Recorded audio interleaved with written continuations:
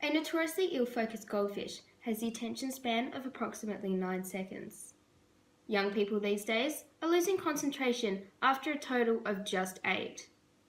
Studies have shown that this is due to our increasingly digitalized lifestyle and the effect it's having on the brain.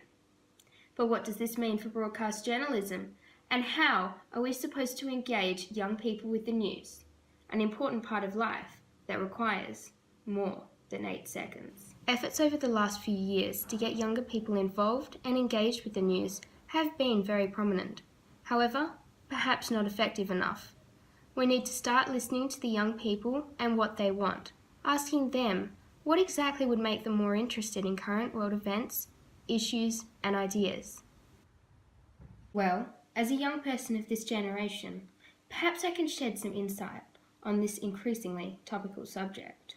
With the way news is reported in our society, there is always a sense that we're not getting the whole truth, that we are being fed a glazed, refined, cold representation of what is actually going on.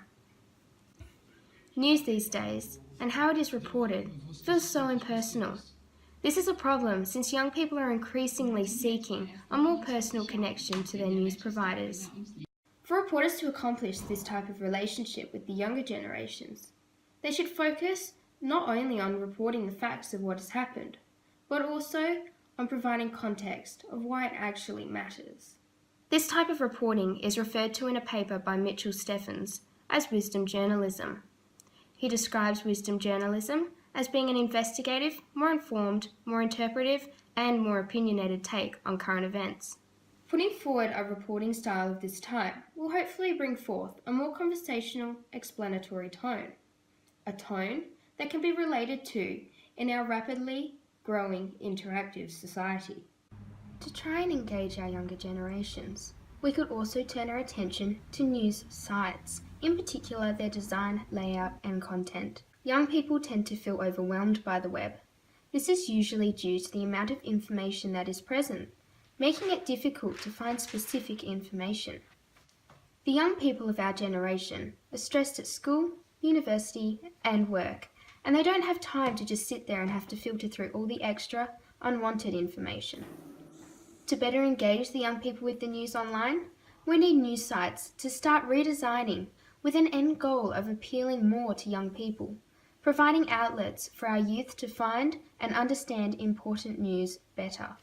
In 2006, BBC's Radio 1 website was redesigned after users stated they wanted a tighter focus on live performances. After hearing what the people wanted, BBC propelled their new design, stripping away unnecessary features and subsequently boosting the satisfaction of the station's audience.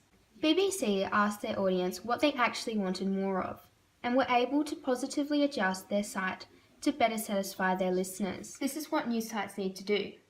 Young people need to be involved in the redesign, stating what is relevant and interesting to them. What they actually want on their news sites, whether it be better signage of where to find certain information, or simply cutting out advertisements and formatting content differently.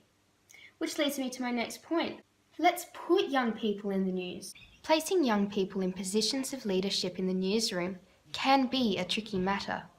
This is because there is an internal tension between welcoming millennial perspectives and maintaining an experienced newsroom. However, who better to connect emerging generations than one of their own?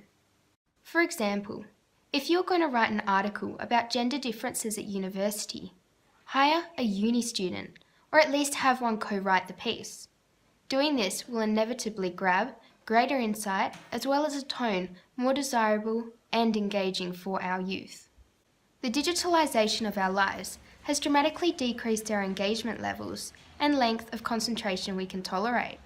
It's time to start changing news methods in terms of distribution, content, and format to ensure emerging generations don't lose touch with what is going on in the physical world.